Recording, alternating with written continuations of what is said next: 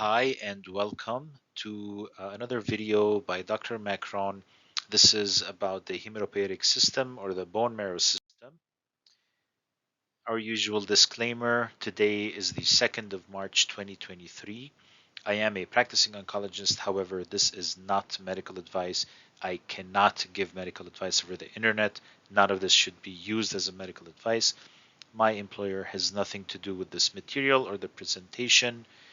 All of this material is my own informal interpretation of a lot of things that I have learned over the years. And this is a simplified summary and is purely out of memory. And the figures that I'm using here, I got off the internet and they are licensed to be used for free under Creative Commons. All right, so what is the hematopoietic system?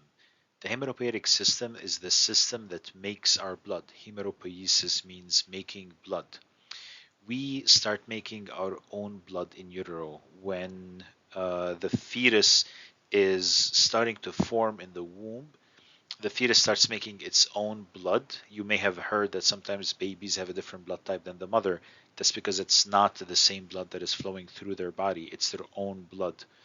And it's a complicated process that involves a lot of organs, many different cells, many pathways. These organs are talking to each other.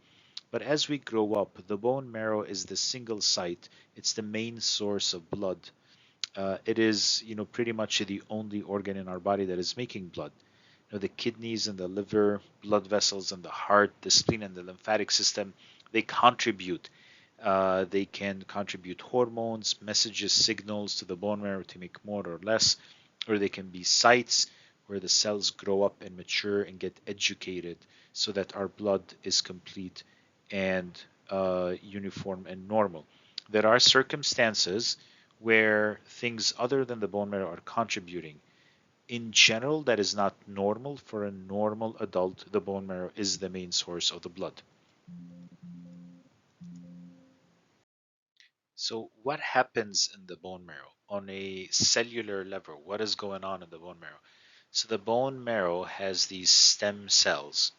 Stem cells, another name for them is multipotent, which means many different potencies or powers.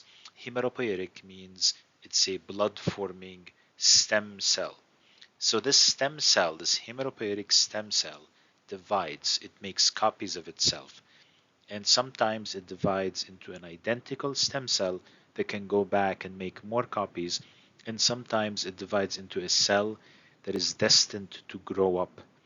And a cell that is destined to grow up continues to grow up and continues dividing. And the cells that it's making, its daughters or granddaughters, continue to grow up into different types of blood cells that we need. And there are two main families in the bone marrow, a myeloid family and lymphoid family. Myeloid just like Smith and lymphoid just like Jones, Smith and Jones, myeloid, lymphoid. The myeloid family ends up dividing and forming also different cells, and they grow and they mature and they end up forming red blood cells. Another name for a red blood cell is erythrocyte.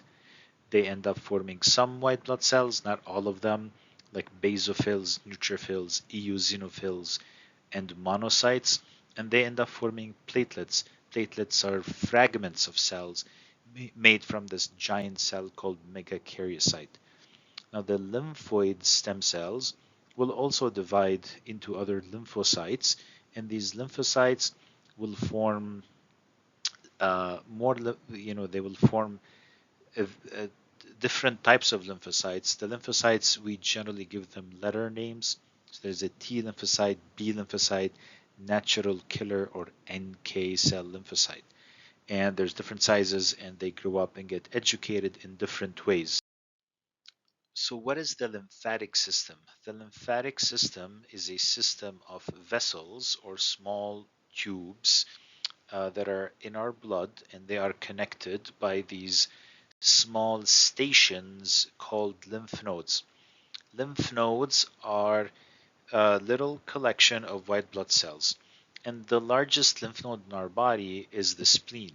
The spleen, in general, it's about the size of a fist, It is hidden inside a rib cage on the left side, and most of the times we cannot feel it. A normal spleen, it's rare to feel it. Maybe we can feel one finger width or two finger width below the edge of the lowest rib if we really try to look for it, but in general, not any bigger than that. What is inside the spleen? So, an artery and a vein connect to the spleen. They go and they deliver blood, and the blood that is delivered, it sort of filters in this meshwork, and this meshwork is made of a lot of white blood cells. These white blood cells have a certain function. They try to filter the blood from things that should be filtered, that should not be circulating in the blood. It could be infections, or it could be just old cells that have served their purpose and it's time to be picked up. Now, if we were to sort of cut the spleen and look at it under the microscope, we see that it's not very random. It's not like a lot of beads of sand. It does have a structure. There are these follicles or these circles, and there is a certain structure to them. There are different cell types that are present in different areas of this follicle. And so this is the structure of a lot of lymph nodes. There's a germinal center inside, and then as we move to the periphery, there's a mantle zone, there's a marginal zone, and there is the red pulp and the white pulp. And so it does have a certain structure in the way the blood and the cells mature and grow up, and they move from one zone to the other. So this is what the lymphatic system is and what the spleen is, and it is connected to our blood. It is it sort of helps circulate the white blood cells and a lot of the liquid part of our blood, the plasma.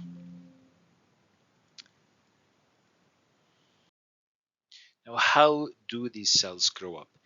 In a few slides ago, I showed you how the myeloid family grows up. Now, the lymphoid family is much more complicated because part of their maturation isn't only about dividing and growing up and doing a specific job. The cell itself changes and it undergoes a lot of steps to get to the final stage where it's going to be.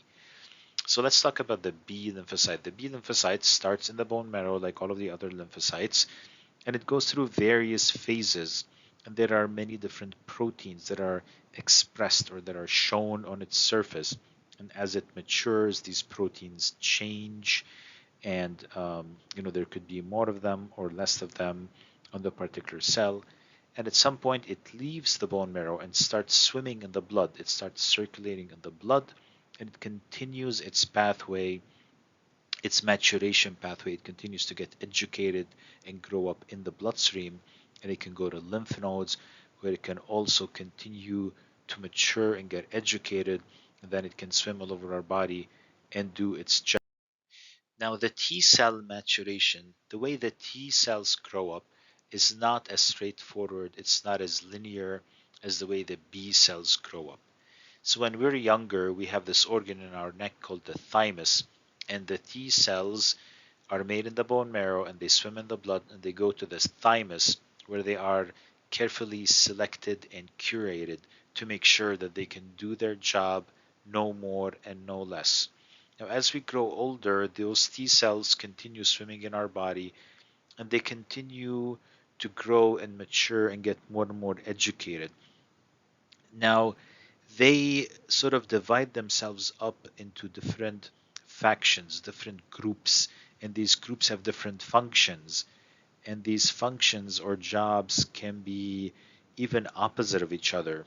One group can rile up the immune system, one group can cause the immune system to dial down and decrease inflammation. One group can help other cells do their job and go to a certain place. Another group does the work of the infantry of the immune system and actually attacks bacteria and viruses. And so it is a little bit more complicated than the B cell maturation. And I don't think that we truly understand the full pathway, all of the steps that the T cell takes for it to mature and become, one particular T cell or another. We have identified many different types of T cells, and we've identified a lot of T cells that are in between these groups, so sort of in a gray area. We know that part of their growing up involves going through certain phases, part of their growing up involves going to certain organs, such as the bowels, the intestines, or cancers, or wherever there is inflammation in the body. The rest of the blood, the other things that we initially showed, there are other white blood cells, neutrophils and macrophages, eosinophils and basophils. So these cells, they generally grow up in the bone marrow, but they can spend the rest of their lives in different places. Sometimes they are in their blood, sometimes they sit in certain organs just waiting to attack, waiting for an infection to happen or for something to happen that they can help with, such as the lungs or liver or skin or nose, sinuses, etc. They survey our body just like the police, just like a governmental agency. They're looking all over our body for areas to help. And these are the cells in our body. This is the cellular piece of the blood.